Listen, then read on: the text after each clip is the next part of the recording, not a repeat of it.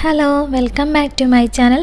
ഞാനിന്നിവിടെ കുട്ടികൾക്കും വലിയവർക്കൊക്കെ ഒരുപോലെ ഇഷ്ടമാവുന്ന ഈവനിങ് സ്നാക്കായിട്ടുള്ള ചിക്കൻ പക്കോടയുടെ റെസിപ്പിയാണ് ചെയ്യണത്. അപ്പോൾ നമുക്ക് വീഡിയോയിലേക്ക് പോവാം. അതിനു വേണ്ടി ഞാനിവിടെ ഒരു 300 ഗ്രാം ചിക്കനാണ് എടുത്തിട്ടുള്ളത്. എല്ലില്ലാത്ത പീസാണ് എടുത്തിട്ടുള്ളത്. അപ്പോൾ അത് ഇതുപോലെ ചെറുതായിട്ടൊന്ന് കട്ട് ചെയ്തെടുത്തിട്ടുണ്ട്. ഇത് എല്ലുള്ള പീസ് വെച്ചിട്ടും ചെയ്യാവുന്നതാണ്. ചെറുതായി കട്ട് ചെയ്തെടുത്താൽ മതിയാകും.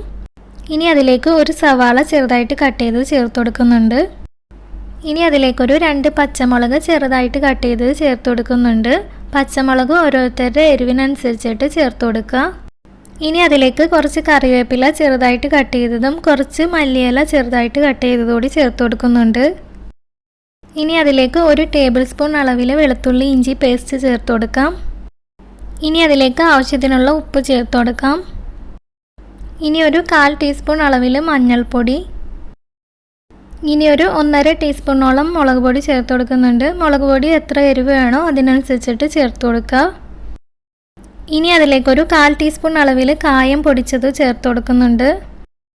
ഇനി അതിലേക്ക് ഒരു മുട്ടയുടെ വെള്ള ചേർത്ത് കൊടുക്കാം.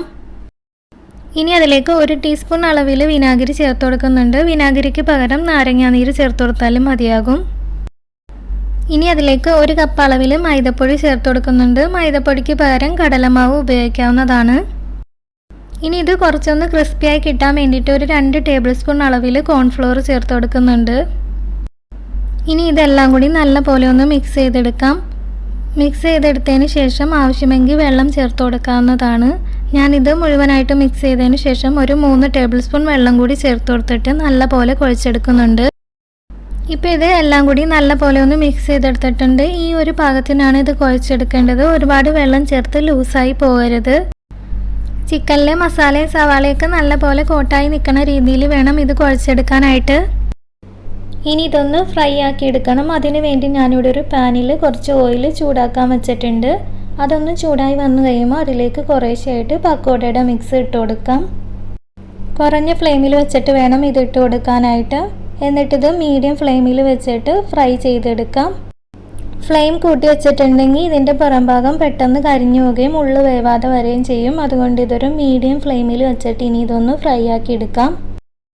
ഇപ്പോൾ ഇതിൻ്റെ ഒരു വശം ഒന്ന് ഫ്രൈ ആയി വന്നിട്ടുണ്ട്. ഇനി ഇതൊന്ന് മറിച്ചിട്ട് കൊടുക്കാം.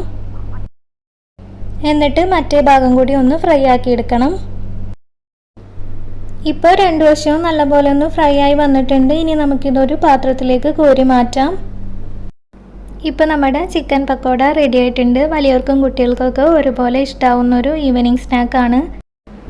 അപ്പോൾ ഇതുപോലെ ട്രൈ ചെയ്യാത്തവരാണെങ്കിൽ ഒന്ന് ട്രൈ ചെയ്ത് നോക്കുക. എൻ്റെ വീഡിയോ ഇഷ്ടമാണെങ്കിൽ ലൈക്ക് ചെയ്യാനും പുതിയ വ്യൂവേഴ്സ് ആണെങ്കിൽ സബ്സ്ക്രൈബ് ചെയ്യാനും മറക്കരുത്.